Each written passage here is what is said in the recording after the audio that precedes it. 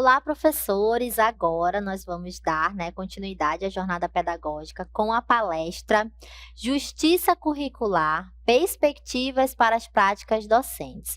Essa palestra ela foi realizada durante o período da Jornada Geral da Rede, da SEDUC, durante a jornada para gestores escolares. No entanto, esse tema ele é de extrema importância para todos os professores do ensino fundamental, ensino médio, educação de jovens e adultos, pois ele traz como tema central o currículo e a importância das recomposições da aprendizagem para que o currículo e as aprendizagens sejam asseguradas no decorrer do ano letivo. Então, a gente espera que vocês aproveitem a palestra para sempre é muito importante conhecer temas novos da educação. Então, a gente conta com vocês aí para acompanhar e aprender um pouquinho mais. Então, vamos lá para a palestra.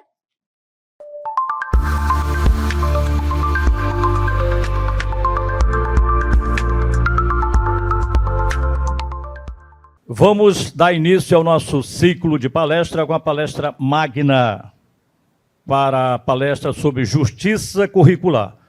Perspectivas para as práticas docentes.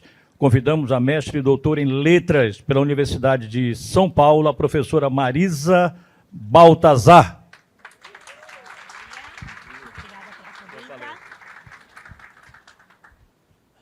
Bom dia a todos e todas. Uma alegria imensa estar aqui nesse início de ano letivo. Uma responsabilidade enorme falar depois de professora Arlete. Assino com ela, ela já praticamente introduziu o coração dessa conversa, fico muito feliz.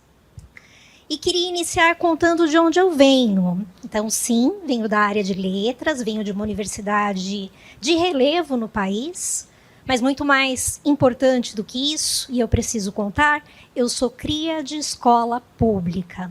Essa é uma expressão que nós usamos muito em São Paulo, então significa que toda a minha formação de base, a qual eu devo parte da minha identidade pessoal, profissional, minha visão de mundo, meus valores, eu devo a colegas que ou já desencantaram ou se aposentaram, e que hoje eu sinto aqui representados. Então, não posso deixar de fazer essa homenagem. É desse lugar que eu venho falar. E venho aqui também como uma voz coletiva. Nesse momento, eu atuo no Instituto IUNGO, que é um instituto parceiro da Secretaria. Temos um processo longo de trabalho. Então, eu me sinto muito em casa. É a minha primeira visita a Manaus, mas eu já tive muito diálogo com muito educador, com muita educadora potente daqui. Eu sou meio caixeira viajante. Eu fico pelos territórios da Amazônia Legal e vou colhendo experiências, aprendendo com essas experiências. Então, entendam que a minha fala, ela ecoa uma construção, ela ecoa um coletivo que, por sua vez, só faz educação e só pensa em educação na interlocução com as secretarias. A gente não entende que seja possível nenhum processo fora desse. Então, é com muita humildade que eu venho aqui partilhar ideias, semear perspectivas teóricas e práticas. E o que eu desejo? Que a partir dessa provocação, desse diálogo, dessa polifonia, cada gestor, cada gestora que está aqui e também os colegas que nos acompanham pela transmissão, os colegas que atuam no interior, possam sair mais fortalecidos em relação a essa perspectiva da justiça curricular, reconhecendo tudo que já fazem de importante no cotidiano da educação, que não é simples, não é para amadores. Educação requer coragem, requer muito trabalho, requer muito diálogo e requer escolhas. Essa é uma palavra-chave na reflexão sobre a justiça curricular. Quais são as nossas escolhas? Então, eu trouxe algumas telas de apoio, vou pedir a ajuda da minha equipe para trazê-la na projeção. E trouxe também um vídeo com o qual eu quero acolhê-los e acolhê-las. E essa minha escolha não é neutra. Acabei de dizer que as escolhas nunca são. Então, pensem também por que é que eu escolhi esse texto, essa voz, para inaugurar aqui essa nossa conversa. Então, peço apoio da equipe para projetar o vídeo, por gentileza. E com a licença de Nego Bispo, vamos lá.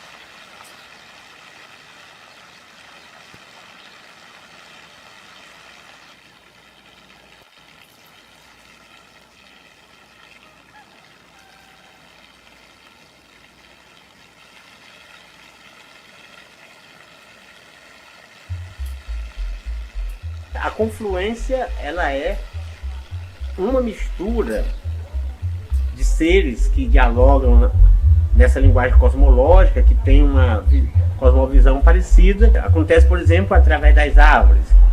As árvores, quando elas liberam os seus frutos, vários tipos de vidas se alimentam desses frutos.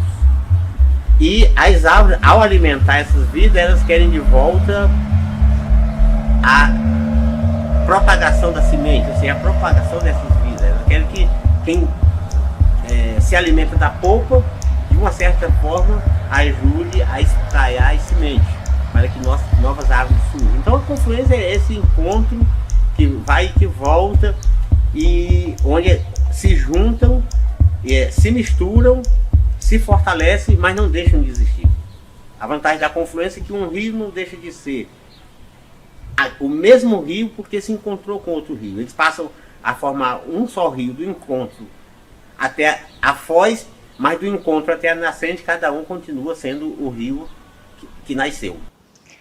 Não sei se já conheciam Mestre Nego Bispo, quilombola, que desencantou recentemente, e um pensador de uma epistemologia que, infelizmente, não passou na nossa formação inicial, pelo menos não na minha. Torço para que tenha gente aqui que tenha tido outra experiência. Então, trazer esse olhar e esse conhecimento sobre as confluências é um jeito de dizer para vocês que eu espero que os nossos rios continuem fluindo, fazendo sentido para as nossas comunidades, os nossos territórios, e que aqui seja um momento de muitas confluências, que a gente se encontre, que a gente tenha propósitos comuns, que a gente tenha horizontes comuns na garantia do direito à educação, mas que a gente também saiba olhar para esses nossos territórios educativos, nos reconhecendo nas singularidades de cada um de nossos rios. Então, feito esse meu acolhimento, vou pedir o apoio com o slide 3, por favor. Pode avançar. Aí, obrigada. Essa tela certamente não trará conhecimento novo, mas é um jeito de ilustrar uma compreensão de uma noção essencial para todos nós que fazemos educação, que é a noção de currículo. Tem muita discussão sobre currículo, a bibliografia é vasta, e eu escolhi Jimeno Sacristán, um espanhol, representante da teoria crítica do currículo, porque eu acho que ele consegue sistematizar de um jeito muito feliz aquilo que a professora Arlete falou para a gente, né? Esse trabalho de construção, essa corresponsabilidade, essa tessitura a muitas mãos, que é a educação como política pública de maior alcance no caso do nosso país. Então, vamos olhar um pouquinho para essa tela inspiradora e nos reconhecermos como sujeitos desse currículo que é processo e é praxis. O que esse pensador vai nos dizer? O currículo tem uma camada que é essa camada de um projeto que é coletivo, um projeto que é orientador. e que ganha materialidade como texto. É o nosso referencial curricular amazonense, que foi feito a muitas mãos, que é marcado por sua historicidade. Claro que o texto normativo, que o texto que orienta o nosso trabalho junto às nossas equipes escolares, tem um peso grande. Ele é regulamentado por toda uma legislação, ele responde a documentos orientadores do currículo. Então, nesse sentido, ele é um projeto que é nosso, do território amazonense, mas que também dialoga com decisões, construções de consensos em âmbito nacional. Tem toda uma responsabilidade em relação a isso. Mas olhem que bacana, esse currículo só vai ganhar vida na medida em que ele for interpretado. Há tradutores de sentidos para esse currículo. E, sem dúvida alguma, gestores e gestoras estão nesse lugar fundamental, essencial, de tornar a escola um espaço de diálogo para que o projeto coletivo do território, do Estado, se torne um projeto daquela equipe. Então, estamos falando dessa camada de produção de sentidos para o que diz o texto. Claro que isso vai variar conforme o repertório de cada equipe escolar, o conjunto de experiências que tem com a educação, o que traz de bagagem da formação inicial. Por isso é tão importante dialogar, garantir os momentos de construção, de pensamento conjunto. Depois tem essa camada maravilhosa que a gente chama de currículo em ação. É quando o currículo vira prática pedagógica. Aquela mágica bonita que acontece lá na sala de aula, na sala de leitura, que acontece nos nossos pátios, que acontece nos espaços que escolhemos para fazer uma educação de campo, que escolhemos para fazer estudos de caso. São as situações de aprendizagem quando garantimos o desenvolvimento integral de nossos estudantes e de nossas estudantes. Então, essa parte prática do currículo, ela tem que ver com os sujeitos reais e concretos que fazem parte daquela comunidade, daquele contexto. Já estamos entrando aqui no âmbito das singularidades, das forças e também dos desafios que cada comunidade enfrenta.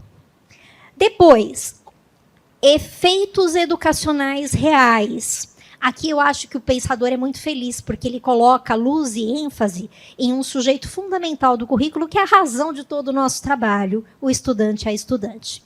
Os efeitos reais estão lá na vida de cada menino e cada menina, e a professora Arlete há pouco falou, teríamos aqui muitas histórias para contar de como a educação atravessou, afetou positiva ou negativamente essas histórias.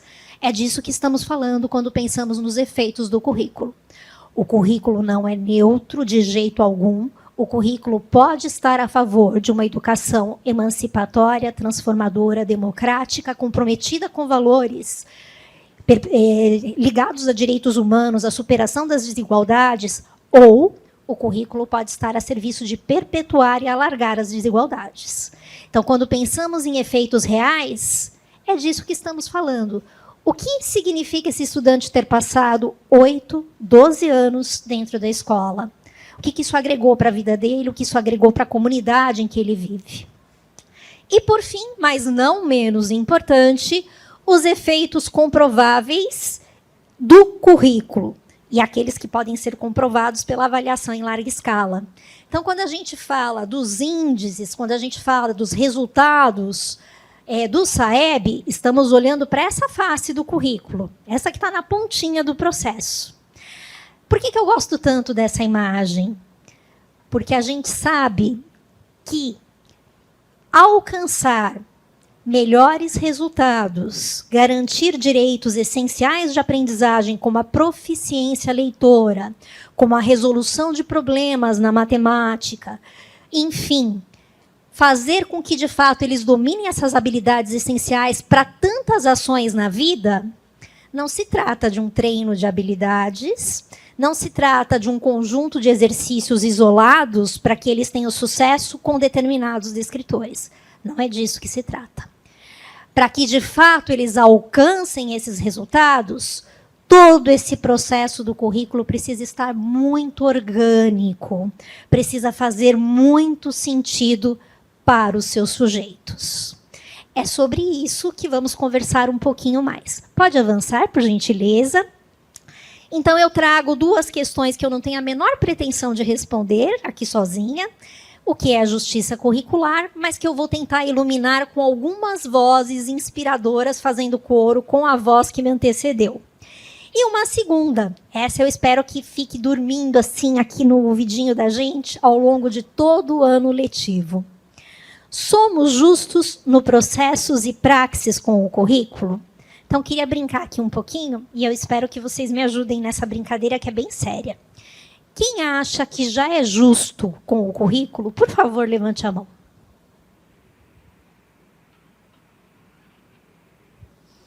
Quem acha que de vez em quando é injusto?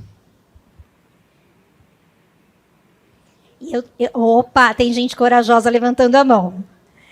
Eu estou achando que aqui eu estou muito bem acompanhada de mineiros e mineiras, que estão bem quietinhos e não querem levantar a mão. Claro que é uma pergunta retórica, mas uma pergunta importante. E essa pergunta só interessa a cada um nesse momento que tem uma responsabilidade na condução dessa política pública. Para provocar um pouquinho mais a reflexão, eu vou trazer agora um outro espanhol, e eu não quero que pensem que isso é uma perspectiva colonial, tá, gente? É porque os espanhóis vivenciaram um processo de democratização tardio, o que é bem similar à nossa sociedade, passaram pelas reformas depois da democratização e da garantia do acesso, e, portanto, muito das reformas brasileiras se inspiram no modelo espanhol, nós sabemos disso. Então, eles começaram a pensar sobre questões que podem interessar para as nossas particularidades. É por isso que eu estou trazendo aqui alguns espanhóis para esse bate-papo. Dentre eles, Jurjo Torres Santomé. Próxima tela, por gentileza. Eu vou pedir para você avançar um pouquinho, por favor. Aí, obrigada. Então, olha lá. Vou pedir licença para citar o pensador, tá? É imprescindível e urgente assumir que todos os adultos de hoje que foram escolarizados receberam a educação racista, classista, sexista, colonialista e etc. Sem que ninguém tenha consciência disso. Porque ninguém conscientemente diria que é teoclassista ou que despreza a outros coletivos. Esses preconceitos e olhares seletivos funcionam como um mecanismo automático. Eu não sei o quanto essa provocação mexe com vocês, comigo mexe muito. Porque eu me lembro que eu vim da escola pública e depois tive acesso a uma universidade de relevo, mas quando eu olho para a minha formação, eu não tive nenhum professor, nenhuma professora negro ou negra. Nenhum professor indígena, nenhuma professora indígena.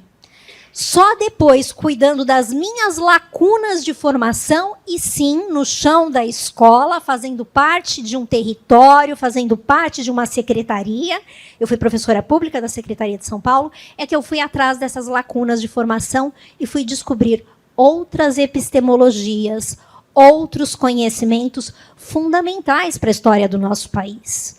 Esse é um país que nasceu de um processo de colonização. Esse é um país que teve um currículo escolar que, durante muito tempo, fez escolhas que não representavam a totalidade da população. E a gente precisa pensar sobre isso. Então, fica a provocação do Jurjo, e aí volta aquela pergunta: somos justos em relação ao currículo? Promovemos a justiça curricular ou não? Vamos pensar sobre isso, olhando para a fotografia que temos das nossas realidades, dos meninos e das meninas que fazem as nossas escolas. Quais são seus pertencimentos identitários? Que histórias de vida eles trazem? Que ancestralidades fazem parte de suas histórias? Podemos avançar um pouquinho mais, e agora eu trago para o nosso diálogo, uma perspectiva que já é uma perspectiva de legislação, tá? Então, essa resolução ela é recente, é a resolução número 2, que saiu em 13 de novembro de 2024 e que institui as diretrizes curriculares nacionais para o ensino médio, substitui a anterior. E aqui estamos falando de uma diretriz, ou de um conjunto de diretrizes, melhor dizendo, para todas as modalidades, não só para o regular. E mesmo que não atuemos só nessa etapa da educação básica, a gente sabe que a educação básica é um contínuo. Portanto, o que vem agora de novo com essa diretriz também ilumina o nosso trabalho nas séries iniciais, no segundo ciclo do fundamental e em todas as modalidades. É a primeira vez que a expressão justiça curricular aparece em um documento orientador dos currículos em âmbito nacional. E aí a gente precisa tomar cuidado, porque a gente sabe que palavras fortes, elas podem, assim como o texto do currículo, ganhar ou não vida, virar ou não praxis. Então, a gente precisa entender o que está em jogo para que a gente possa caminhar, fazer processo. O que é que vai dizer esse documento em relação à justiça curricular? Então, eu vou pedir licença para ler o trecho que vai definir justiça curricular e já ir dando algumas ênfases e fazendo aqui alguns comentários. Então, olhe como é que o documento define justiça curricular. Se trata de um princípio de organização do currículo. Então, estamos na parte de valores, estamos na parte dos porquês. Por que importa fazer educação? Que princípio conduz esse projeto de educação? E aí o documento vai dividir esse princípio em âmbito da gestão educacional centralizada, então estamos falando do sistema como secretaria, da gestão escolar, o que fala muito de perto aqui com os nossos gestores e as nossas gestoras, e as práticas pedagógicas. Então, de novo, o currículo como um processo bem orgânico. E aí, no tópico A, o documento vai dizer: fazer justiça curricular tem que ver com priorização de conhecimentos e conteúdos que são orientados para promoção, defesa e compromisso com a garantia de uma vida digna, atenção agora, para todas as pessoas. Então, o primeiro aspecto da justiça curricular tem que ver com as escolhas de conhecimentos e conteúdos que vamos priorizar. A gente sabe que não cabe tudo no tempo escolar, sobretudo quando a gente lida com desafios como, por exemplo, no contexto da estiagem. Temos que fazer escolhas. Que escolhas serão essas? Me parece que o professor Arlete já nos provocou a pensar sobre isso. Talvez projetos, sequências de atividades, situações de aprendizagem que, de fato, concorram para os direitos de aprendizagem. Não dá para desperdiçar tempo escolar. Antes, nós tínhamos uma escola pública de um modelo chamado comumente de tradicionalista, expositivista, conteudista. Para o bem e para o mal, tivemos acesso a muitos conteúdos. E a gente sabe que parte deles não tinha razão de ser, não tinha propósito, não estava a serviço de uma visão de mundo. Depois a gente experimentou um outro movimento, e aí eu não preciso reinaugurar aqui o debate, né, da reforma do ensino médio, mas todo mundo aqui sabe que uma crítica bastante ferrenha, recebida especialmente da perspectiva acadêmica, é o quanto a reforma barateou conhecimentos importantes. Houve um esvaziamento dessa entrega intelectual, que sim, é responsabilidade da escola. E agora a gente está de novo nesse momento tentando pensar, se não cabe tudo, mas se a humanidade já tem uma bagagem cultural muito importante de produção de conhecimentos, como é que a gente faz para levar conhecimentos e conteúdos que estejam ancorados na base, que é o grande pacto sobre os direitos de aprendizagem, mas que façam muito sentido para aquela realidade, para aquela comunidade com a qual eu trabalho. Então, é disso que se trata. Justiça curricular é pensar sobre que conteúdos, sobre que experiências de aprendizagem, sobre que conhecimentos estamos promovendo. Não podemos perder tempo com ativismos. Não podemos perder tempo trazendo o estudante a estudante para o centro do processo sem propósito. Tudo tem que ter um porquê. E esse porquê é uma construção que só pode acontecer de maneira eficaz, bonita, potente, transformadora no chão da escola. Próximo tópico, por gentileza, nós temos aí o item B.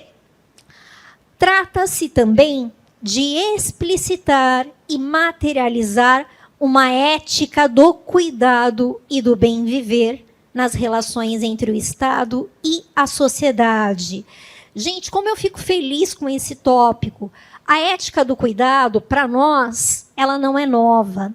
A gente sabe que não se faz educação sem saber o nome dos meninos e das meninas que estão lá na minha escola, sem saber das histórias deles, sem que a gente os acolha, eles se sintam respeitados, se sintam esperados. Tem aqui, cadê a musa da busca ativa que eu conheci há pouco e eu já perdi do olhar?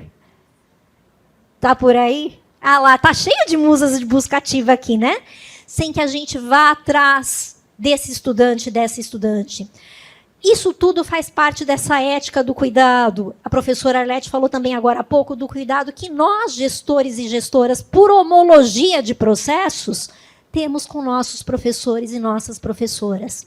Eu não posso esperar da minha professora que ela respeite o seu estudante, que ela conheça seu estudante pelo nome, que ela cumprimente esse estudante, que ele perceba que está sendo esperado se a gente não tem o mesmo movimento com o nosso corpo docente. Nós sabemos disso. O respeito, né, a vontade de dialogar, de querer entender de fato a perspectiva dessa pessoa, a contribuição que ela traz para esse grupo de trabalho, viver na diferença. É disso que se trata quando falamos dessa ética do cuidado que vai pulsando na escola. Você coloca o pé na escola e você sente, essa é uma escola que cuida. Agora vejam que bonito, porque além dessa ética do cuidado, nessa nossa relação como profissionais que representam, né, o Estado nessa garantia do direito à educação, o documento assume algo fundamental para esse momento do país, que é essa cosmovisão, do bem viver. Para vocês isso não é tão novo. Vocês já têm, inclusive, documentos aqui, né, unidades curriculares que chamam, né, o bem viver para dentro, a cosmovisão indígena. Então, esse jeito de conviver na fraternidade, de respeitar de fato o outro, e aqui algo que eu acho incrível, de entender que somos apenas uma forma de vida, dentre as outras formas de vida que estão junto partilhando a nossa experiência no planeta Terra, na Mãe Gaia, né, na Pachamama. Então, a gente sabe que pela primeira vez aparece essa preocupação mundial, não tem mais como negar, das mudanças climáticas e o que elas acarretarão em termos de injustiças trazidas aí por essas mudanças. Não dá para a gente fechar os olhos e achar que os modos de produção hegemônicos podem continuar os mesmos. Então, a gente, como humanidade, vai ter que pensar, tomar decisões. Essa é uma agenda fundamental para a educação. Então, uma escola que se pensa como parte da vida no planeta Terra, uma escola que aprende a respeitar as outras formas de vida, também é esperada nessa discussão de justiça curricular. Como é que a gente se comporta de fato? Quais são os recursos que a gente escolhe? Como é que a gente descarta esses recursos? Como é que a gente lida com a água ou com a escassez dela? Como é que a gente lida com o alimento ou com a falta dele? Tudo isso é processo educativo. E a gente vai ter que parar para pensar sobre isso. E, por fim, um ponto de muita força nessa discussão, então falamos da escolha dos conteúdos e conhecimentos, falamos dessa ética do cuidado e essa beleza de trazer, né, da epistemologia de vários povos indígenas, o bem viver. A gente tem essa convivência que a gente espera que seja solidária e democrática, comprometida com a realização cotidiana dos direitos humanos e a superação das múltiplas formas de exclusão, discriminação, preconceitos e opressão. Então, é uma parte importante para a gente vigiar. Uma escola que se quer democrática, e a gente vai colocar isso nas nossas propostas pedagógicas, não é? Ela tem que ter escuta dos estudantes. Se a gente não ouve esses jovens, esses adolescentes e essas adolescentes, como é que a gente vai acertar a mão nas nossas escolhas? E isso não quer dizer que vamos desenhar os direitos de aprendizagem a partir só do que eles desejam, não é disso que se trata. Mas vamos pensar em como contextualizar os direitos de aprendizagem, pensando nas suas angústias, nas suas inquietudes, nos seus sonhos, nas suas participações na vida em sociedade. Quanta coisa potente tem dentro da sala de aula, a gente sabe disso. Vamos dialogar com isso e tomá-los, não como chavão, né, protagonismo, palavra que ficou bastante na moda e que a gente usou tanto, mas como sujeitos que de fato precisam participar e dialogar. Como é bom quando o gestor e a gestora é reconhecido como aquele ouvido de escuta, alguém que vai de fato acolher, que vai fazer processo com o que esse menino e essa menina traz. Acho que é disso que estamos tratando aqui. E o mesmo movimento em relação aos coletivos de professores e professoras, né? As equipes com as quais trabalhamos, os nossos apoios de coordenação pedagógica, processo democrático de construção conjunta. Então, esse é o tripé, essas são as 3 dimensões que o documento traz para ajudar a significar esse princípio de organização do currículo. Se eu entro em uma escola e a gente não escuta barulho, a gente não vê movimento, a gente não vê comunicações, algo me fala que talvez os processos por ali não sejam tão democráticos.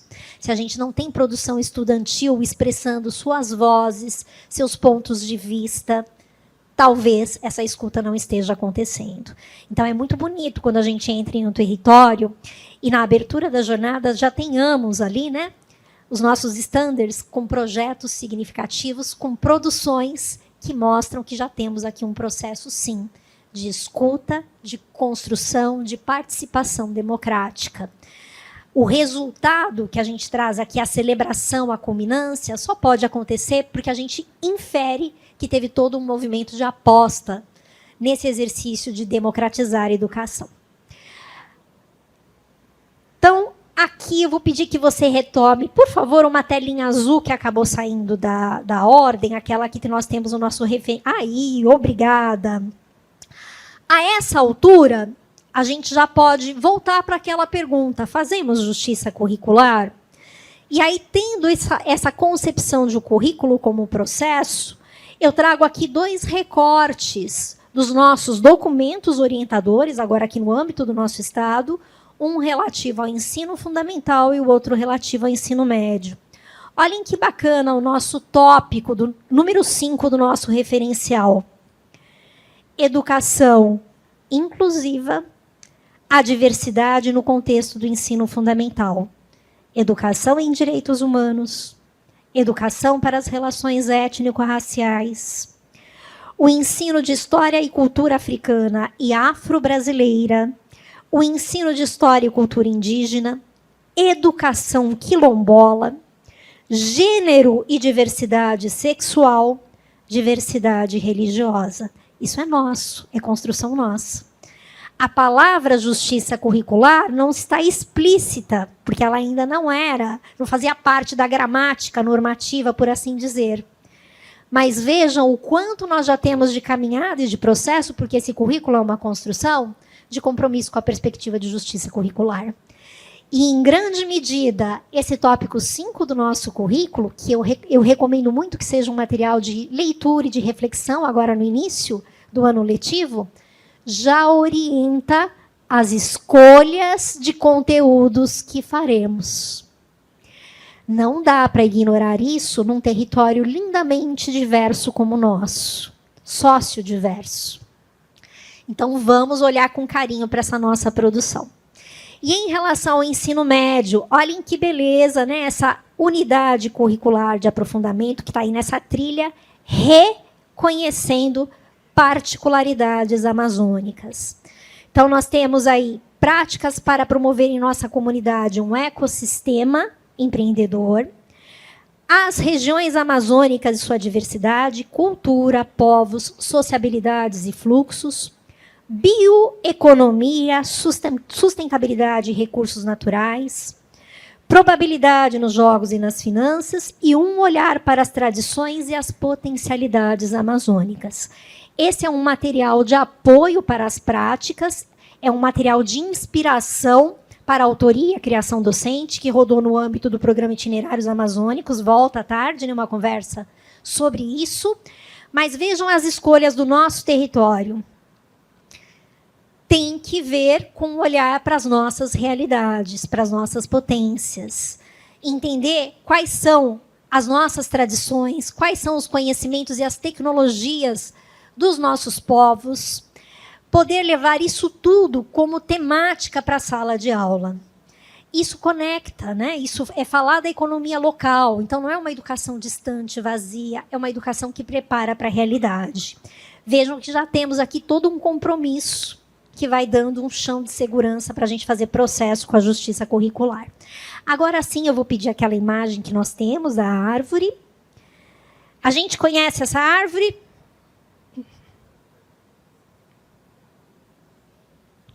Quem sim, dá um sinalzinho com a mão. Quem não? Quem nada?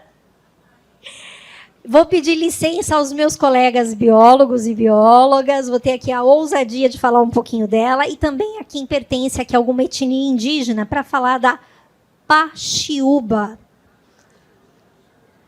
Conhecida como a palmeira que anda.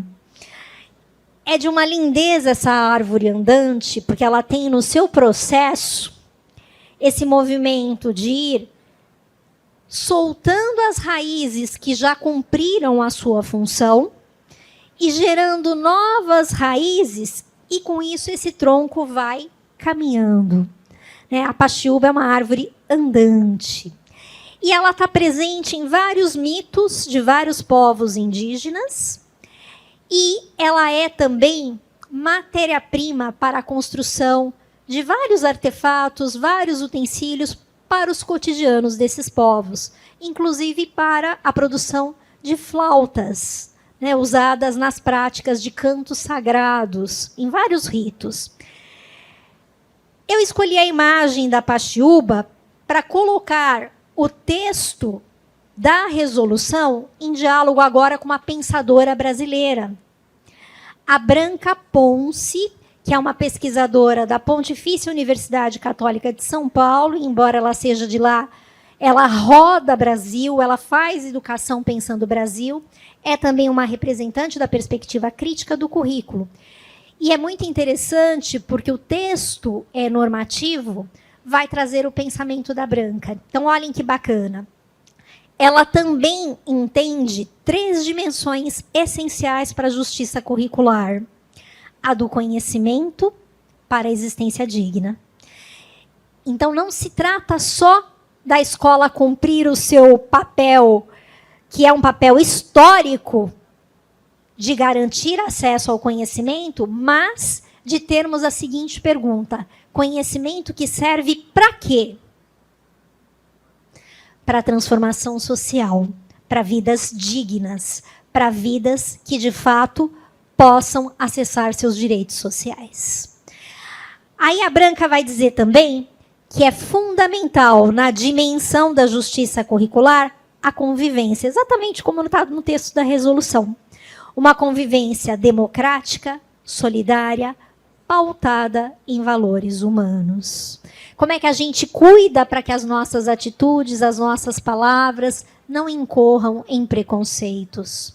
Não silenciem grupos minoritários, grupos que vão sendo alijados de tudo, inclusive da presença no currículo. E a ética do cuidado, ela também traz. Então, cuidado com todos os sujeitos do currículo para que a gente alcance o direito a essa qualidade educacional. Então, aqui eu acho que tem um ponto de virada para nós. Claro que, como gestores e gestoras, nós respondemos a uma qualidade desenhada como política pública nacional, que é a de responder ao exame em larga escala, que é o de alcançar índices, que é aquela parte que a gente pode comprovar dos resultados da educação. Mas tem toda uma parte que não tem que ver com o SAEB, porque o SAEB não vai captar. Que é essa parte que só nós podemos contar. O impacto que o nosso projeto de educação teve na vida real de meninos e meninas e daquela comunidade. É disso que se trata quando pensamos nessa dimensão de compromisso aí com qualidade social. Podemos avançar um pouquinho mais. Aqui agora eu queria fazer uma conversa muito de perto com o processo pedagógico. Então a gente foi passeando por pensadores espanhóis, a brasileira, pela perspectiva normativa, a resolução. Mas agora eu quero chamar a atenção para o miudinho do trabalho pedagógico.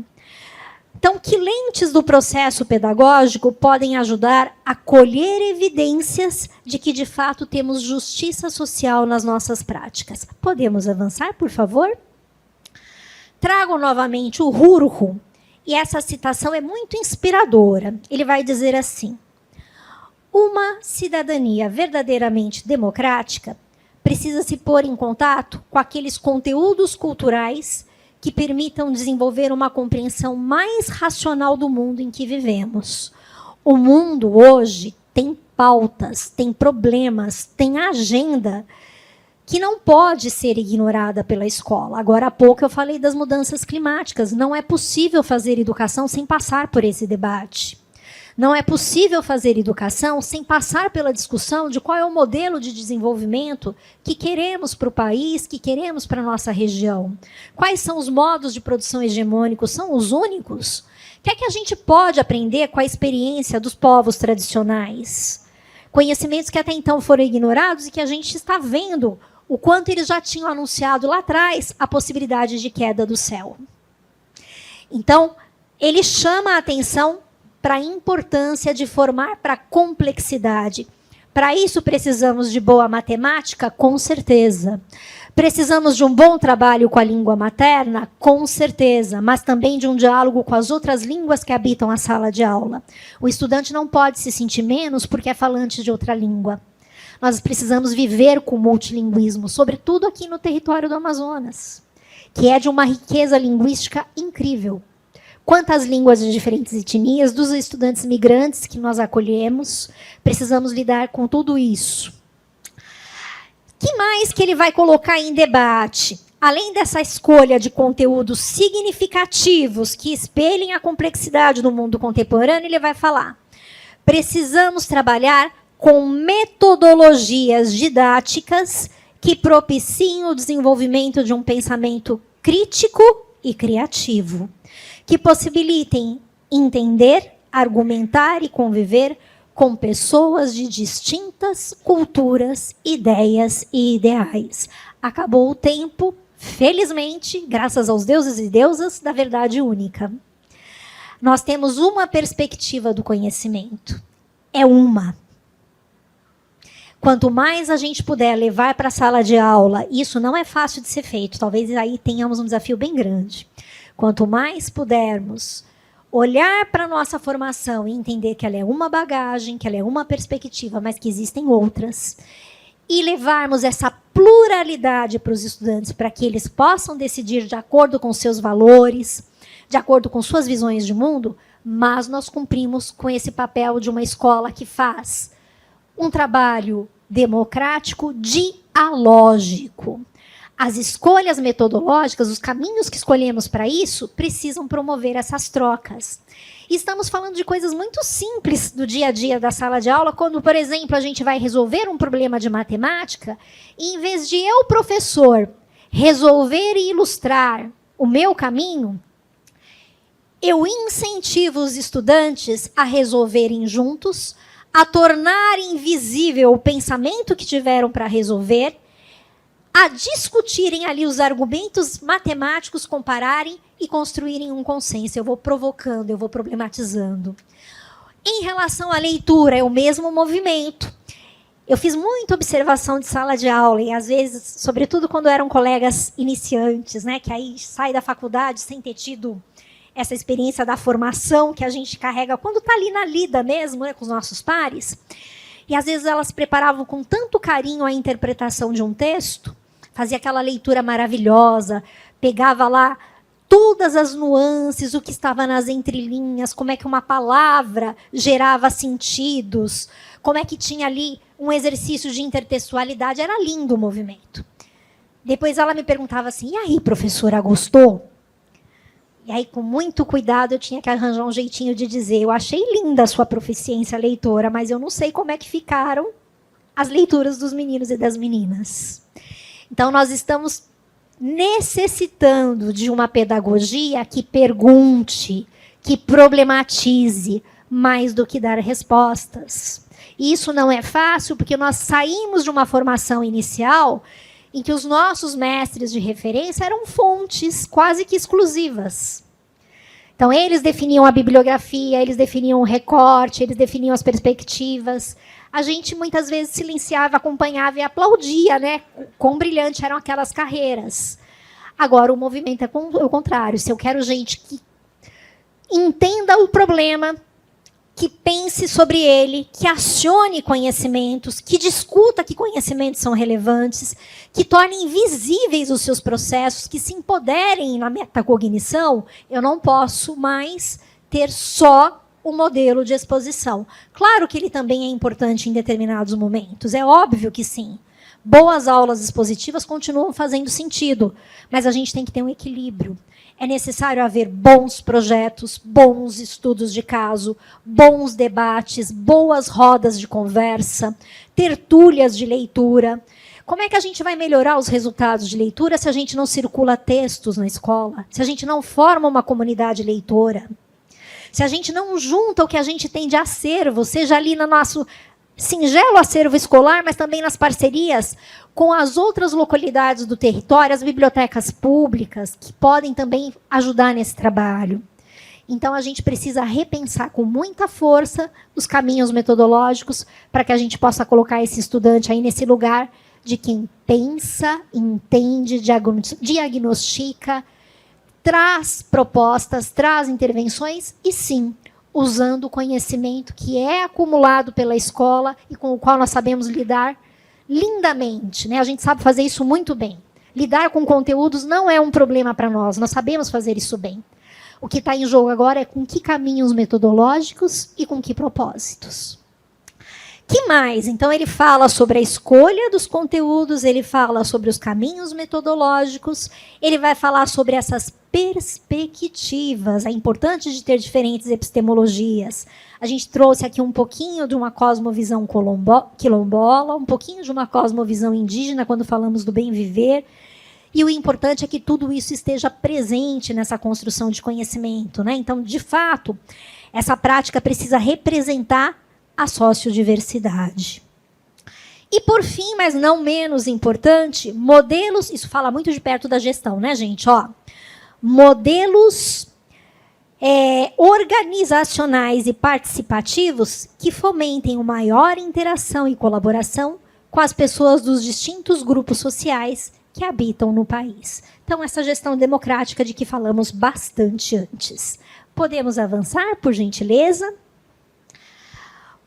Com um currículo de conteúdos e metodologias tão tradicionais, crítica que ele fez no momento em que ele lançou esse artigo, os alunos muito dificilmente conseguem ver as possibilidades que têm de apostar em outro conhecimento, de exercer poderes cívicos, aqui a nossa palavra cidadania, né, a que a gente conhece mais quando fala desse empoderamento cívico. Que mais? De contribuir, para atuar de maneira mais eficaz para construir outro mundo mais democrático, justo e solidário. Nesse contexto de confusão inquieta, a educação acaba se reduzindo a treinamento, treinem, domesticação, no sentido que Paulo Freire, aqui estamos em casa, né, já denunciou. Então, vejam que bonito, um pensador espanhol reconhecendo aqui o diálogo com o pensador brasileiro, toda a perspectiva freiriana da educação bancária. E aí a importância de entender que, se queremos fazer justiça curricular, conteúdos representam a sociodiversidade, conteúdos são significativos, conteúdos espelham direitos de aprendizagem, mas o modo como trabalhamos esse conteúdo não é neutro, também é fazer currículo. Então, metodologias dialógicas, participativas, colaborativas, construtivas do conhecimento. E é a gestão que conhece os projetos de sua escola, é a gestão que incorpora isso na proposta pedagógica da escola, é a gestão que acompanha o lindo movimento de construção de tudo isso e as evidências de tudo isso. Então, agora, para fechar, a gente traz a fala de uma jovem, talvez alguns já tenham visto em outros contextos formativos, mas eu gosto muito de trazê-la. Essa menina é uma ribeirinha, Odenilze Ramos, também cria de escola pública e depois se tornou uma ativista ambiental, uma menina com muita consciência das realidades amazônicas. E olha o que ela fala sobre o processo de escolarização que ela vivenciou.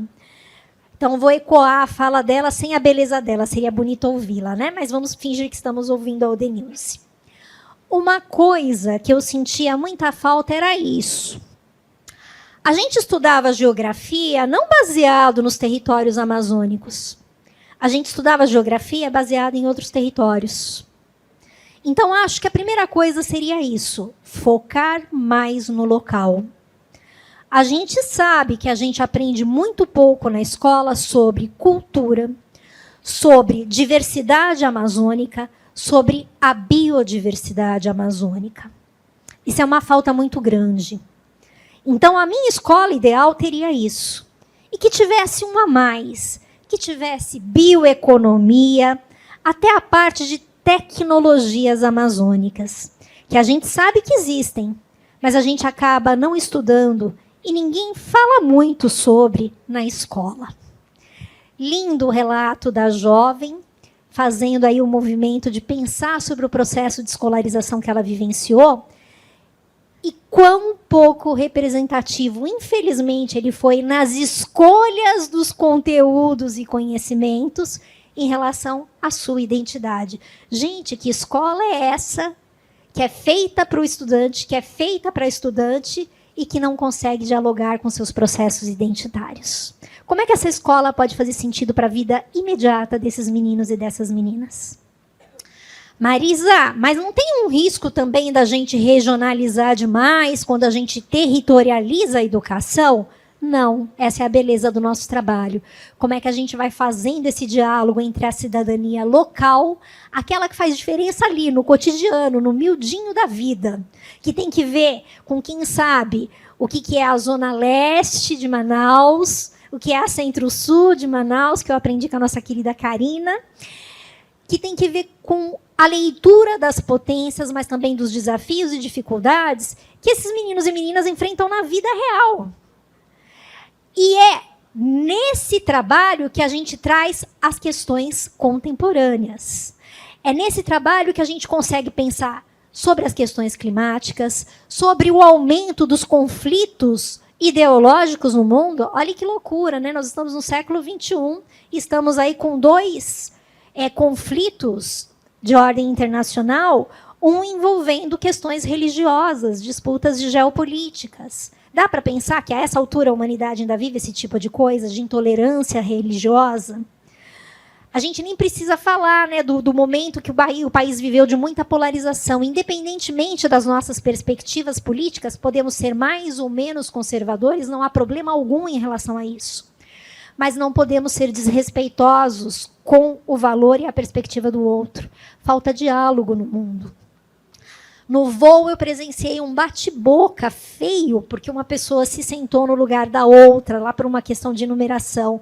Olha do que a gente está falando, né? Como é que a gente está vivendo a falta da empatia, a falta do diálogo, a falta da solidariedade em questões da micropolítica que atravessa a vida, no meu tato com o outro, no meu cuidado com o outro, mas também no macro. Né? A Terra dando sinais de esgotamento e a gente ainda vivenciando conflitos armados. A gente ainda pensando em ampliar a exploração do petróleo, qual é o debate em torno de tudo isso? Então, tem questões muito sérias que nós, como educadores e educadoras, não precisamos nos posicionar e nem devemos. Mas precisamos trazer os conhecimentos, as perspectivas e gerar debate. Nada é fácil na vida contemporânea. Tem muitos desafios para a gente viver os direitos sociais todos, nessa perspectiva de intersetorialidade que o professor Arlete trouxe, e a educação está no centro de tudo isso. Então, não que a educação vá resolver todos os problemas sociais, mas ela pode alienar, ela pode tornar muito frágil o conhecimento, ela pode não dar as ferramentas que serão necessárias para que as juventudes lidem com o momento que estamos deixando para elas. A escola pode e deve fazer isso, né? Uma obrigação legal, os direitos de aprendizagem estão dados. Então, o convite é que a gente faça isso com uma Paxiúba, que a gente olhe para o que a gente já tem de raiz, de construção de processo histórico, e esse território tem muito processo, mas que a gente também vá criando novas pequenas raízes para pequenos deslocamentos em relação à perspectiva da justiça curricular. Então, que aquela pergunta com a qual abrimos aqui a conversa, né, somos justos na hora de fazer currículo, fique aqui guardadinha, fazendo barulho, um bom barulho no ouvido da gente, no momento de todas as decisões. Nos momentos formativos lá na ponta, no momento de diálogo com as nossas equipes. Então, pode avançar, por gentileza. Eu quero fechar, eu abri deixando o Nego Bispo, mestre quilombola, e eu quero deixar aqui um poema de Sulamita Marques, que é uma pesquisadora aqui do INPA. Ela é bióloga, educadora ambiental e artista, multiartista. E eu acho uma lindeza o que ela faz ao assumir aqui a voz da Paxiúba. Então, a voz poética dela vai ser a voz da árvore. Nessa visão que é a visão que a gente tem que aprender com os povos indígenas, de respeito pelas outras formas de vida. Eu continuo me movendo. Hoje um dos pés tocou o chão e por isso te escrevo. A cada segundo estou mais perto de algo. Sou a palmeira que te falei, aquela amazônica que anda. Paxiúba, que tem interior pintado de onça e que lança pés para caminhar. Além de andar, eu também flutuo e sei nadar. Aprendi a ficar submersa. Meus filhos são grandes esferas e eu os ensinei a boiar. Penso no frunto redondo que agora, cerrado ao meio, pode estar em 2 lugares. Metamorfoseou-se em 2 cuias, que são, na verdade, 2 partes da mesma coisa, que são, na verdade, uma modificação, uma reorganização de toda a matéria do mundo. Uma cuia gira a lua, outra escolhe velejar, rede de sonhar. As 2 carregam no ventre o anúncio da própria carne, o espelho do mundo, a mãe árvore cuieira e sua toda comunidade. E enquanto te escrevo e fertilizo dentro de ti essas imagens, a Paxiúba anda um pouco mais de 20 metros por letra. Então, recebam o meu abraço fraterno, o meu desejo de um ano letivo muito significativo, de muitas conquistas de direitos de aprendizagem e que a gente possa ser um pouquinho Paxiúba nessa caminhada aí de dar vida à justiça curricular. Muito obrigada.